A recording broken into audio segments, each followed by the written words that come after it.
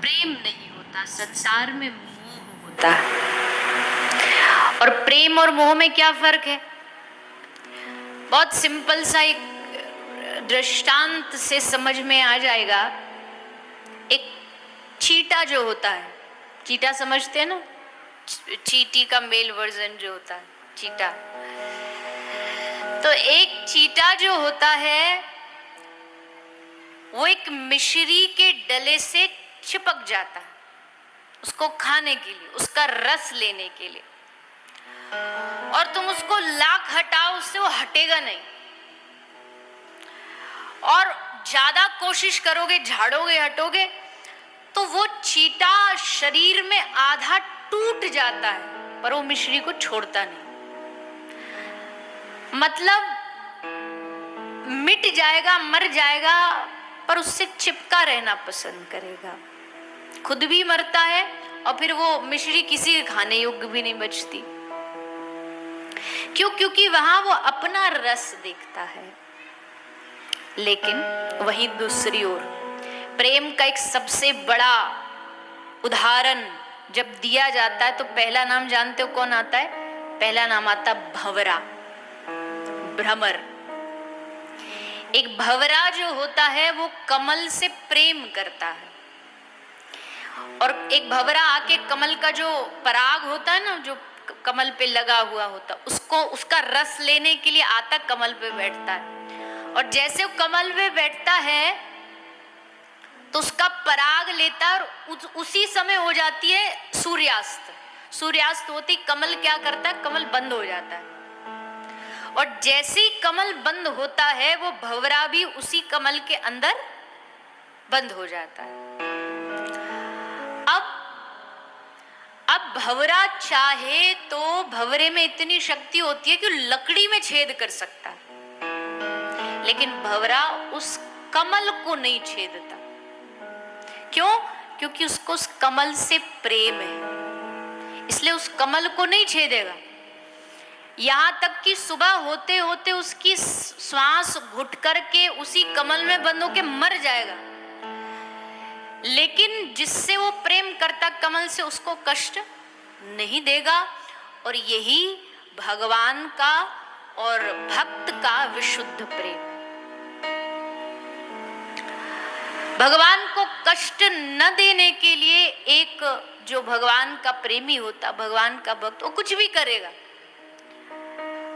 भगवान को कभी कष्ट नहीं देगा। कष्ट मतलब कि बार बार अपने सुख के लिए भगवान को परेशान करना, अपनी मांग के लिए भगवान को परेशान करते रहना, अपनी इच्छा पूर्ति के लिए भगवान को परेशान करते रहना। ये जो मनोकामना मांगने वाला सिस्टम है ना, ये हमारे ब्रज में नहीं चलता। वहां कोई मनोकामना नहीं मांगी जाती, वहां कोई इच्छाएं नहीं रखी जाती। एक इच्छा रखी जाती है, ठाकुर जी मिल जाए बस, उनकी कृपा मिल जाए बस।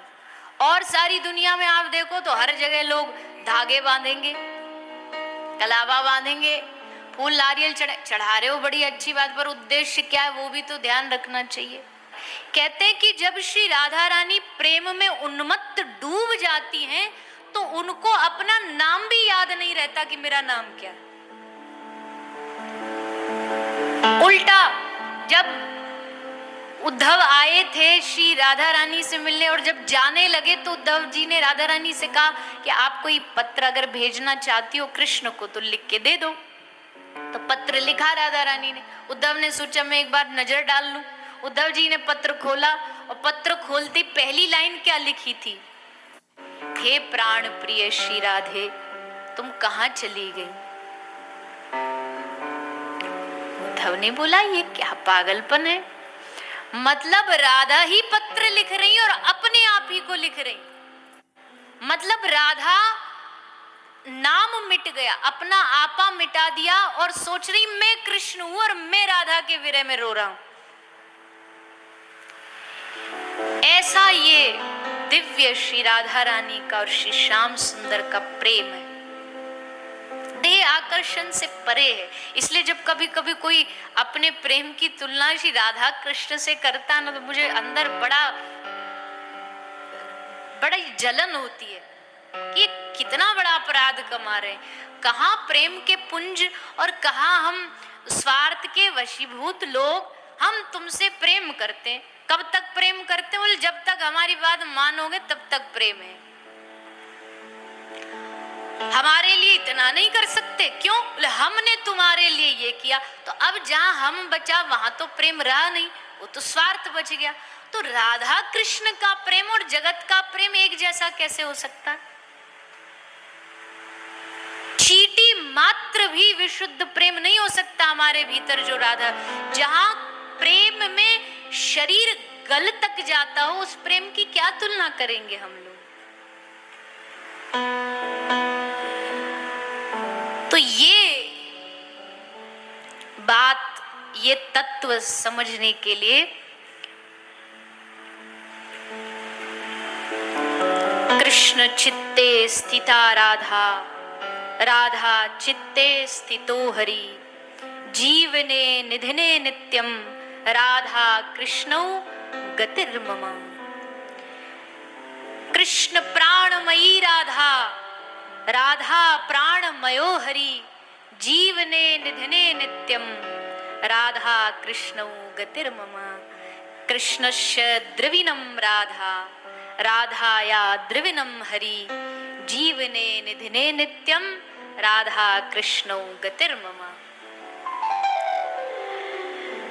एक दूसरे को पहचान नहीं पाते। आपने कभी चित्र में ऐसा देखा हो तो ऐसे कुछ कुछ चित्र हैं, जब श्री राधा रानी अपना दर्पण में मुंह देख रही ना, मुख देख रही, तो उनको अपना आपा नहीं दिख रहा, उनको चित्र में श्याम वर्ण के श्री कृष्ण दिखाई दे रहे। और जब कभी कभी ब्रज में बहुत लीला होती है, श्रृंगार लीला, वेणु गूथन लीला, तो जब ठाकुर जी श्री जी का वेणु बनाते हैं ना, केशों का वेणु गूथन करते हैं, तो हाथ में स्वामी जी के दर्पण लगा होता है, तो अपना मुख नहीं देखती, वो ऐसे थोड़ा सा टेढ़ा करके उसमें श्याम सुंदर का मुख देख रही होती है। और श्याम सुंदर को देख रही होती, श्याम सुंदर भी उसी दर्पण में श्री जी को देख रहे होते, और जैसे श्री जी को देख रहे होते हैं तो इनके पसीने छूटने लगते। हाथ से जो केश को संवारने के श्रृंगार के जो आभूषण वो सब गिर जाते हैं, हाथ से कंघी गिर जाती, दर्पण गिर जाता है।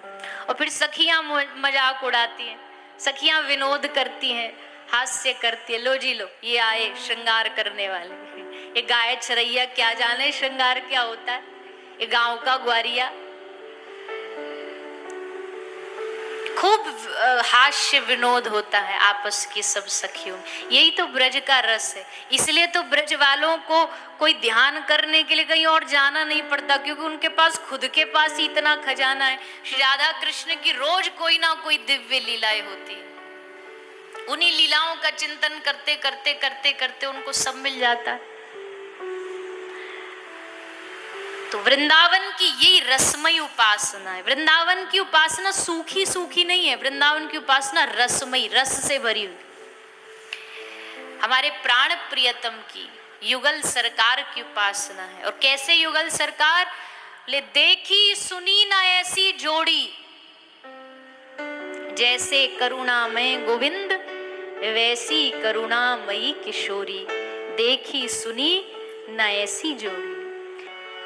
दोनों का चिरकाल का, अनादिकाल का ये प्रेम है, और इस प्रेम को कोई खत्म नहीं कर सकता। भले लोग कहें कृष्ण अलग हो गए, राधा रानी से चले गए, ये प्रसंग तो जरूर लिखे, पर देखो अब एक हीरो फिल्म में, हर फिल्म में सब अलग अलग ब्याह करता है, शादी करता है, इससे कर लिया उससे कर लिया, फिल्मों में, अभिनय में। पर वास्तविकता में तो उसकी पत्नी कोई और ही होती है, एक ही होती है, पर अभिनय के लिए उसको सब करना पड़ता है। तो ये जो ठाकुर जी की पूरी लीला है ना, ये अभिनय है, नाटक है, लीला है। नाटक शब्द थोड़ा इसलिए जचता नहीं कि भाई ठाकुर जी की है तो नाटक नहीं हो सकता, लीला है, पर है उसके जैसी। पर असल में जो मूल तत्व है वो श्री राधा रानी है, तो राधा रानी को तो कृष्ण छोड़ ही नहीं सकते। इसलिए ये जोड़ी चिरकाल की जोड़ी है। आज भी ये जोड़ी वृंदावन धाम में विराजमान है और जिन पर कृपा करते उनको ये दोनों जोड़ी मिलके दर्शन भी देती है। सूरदास जी को दिया।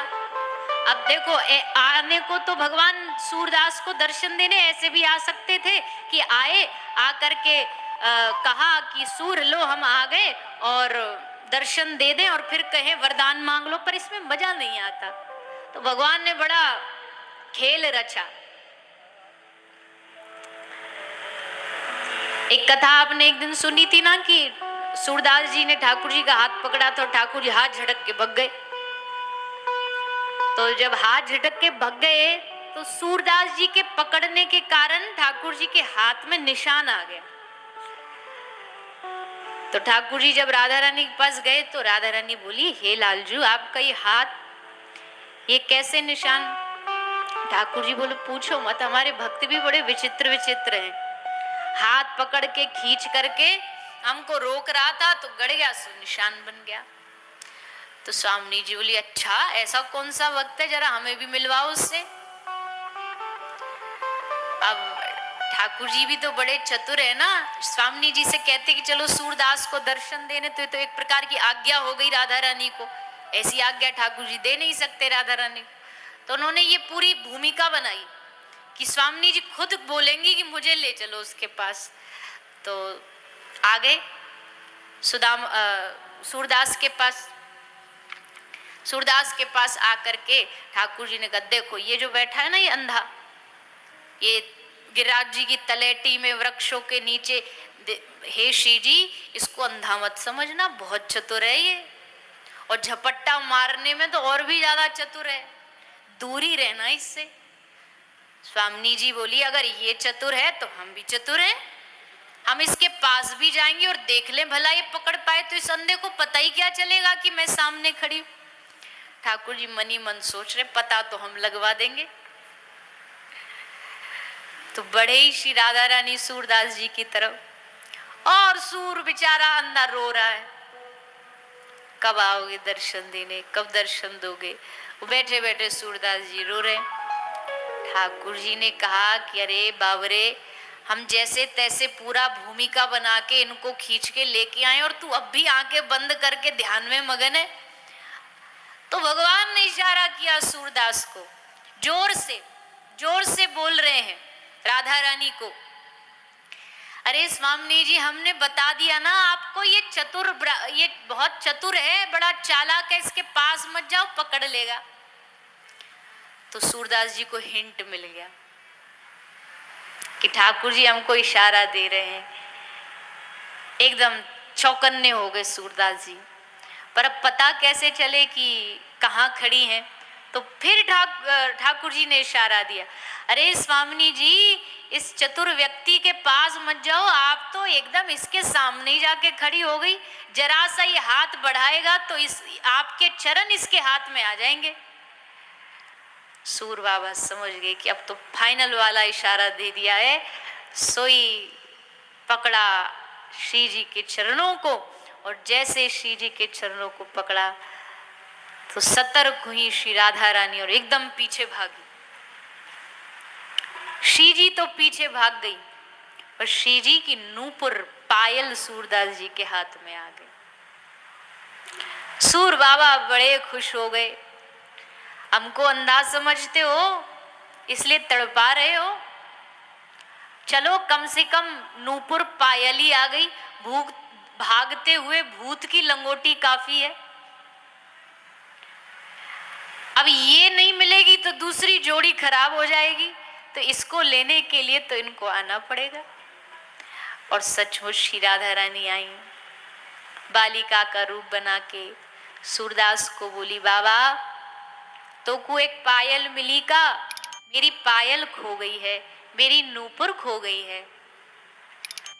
सूरदास जी बोले, देखो लाली आजकल दुनिया में बड़ी ठगी चल रही है, हमको कहा पतो कि हमारे पास जो पायल है वो तुम्हारी है, तो एक ही बात प्रमाणित कर सकती है, दूसरे पांव की पायल दिखाओ, नूपुर दिखाओ और ये वाली ले जाओ। स्वामिनी जी बोली हाँ लो। और जैसे स्वामिनी जी ने दूसरा चरण आगे किया तो सूर बाबा ने चरण पकड़ करके अपनी हृदय से लगा ली और खूब रोए कि हे स्वामिनी जी अब की बार छोड़ के मत जाना, अब की बार मत भाग के जाना। एक बार कितनी बार इस अंधे को छोड़ छोड़ करके झटका मार मार के आप दोनों भागते रहोगे ऐसे ही, अब देरी मत करो, अब कृपा कर दो। तब श्री राधा रानी ने सूर के सर पर हाथ फेरा और हाथ फेरते ही आंखों में रोशनी आ गई।